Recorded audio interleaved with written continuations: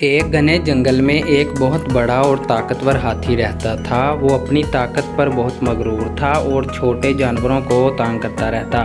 ایک دن وہ چونٹیوں کی بستی کے پاس سے گزر رہا تھا۔ چونٹیوں کی ملکہ نے اسے پیار سے کہا، برائے کرم ہمارے گھروں کو پیروں تلے نہ کچلیں۔ ہاتھی نے قہقہہ لگایا اور کہا، تم چھوٹی سی چونٹی ہو، میں تمہیں ایک قدم میں کچل سکتا ہوں۔ یہ کہہ کر اس نے جان بوجھ کر چونٹیوں کے بلوں پر پاؤں ٹپک دیے۔ چونٹیوں نے غصے میں آ کر فیصلہ کیا کہ وہ ہاتھی کو سبق سکھائیں گی۔ اگلی رات جب ہاتھی سو رہا تھا، سینکڑوں چونٹیاں اس کی سونڈ میں گھس گئیں اور اسے کاٹنا شروع کر دیا۔ ہاتھی درد سے چلایا اور بھاگ کر دریا میں کود پڑا۔ اس واقعے کے بعد ہاتھی کو اپنی غلطی کا احساس ہوا۔ وہ چونٹیوں کے پاس واپس آیا اور معافی مانگی۔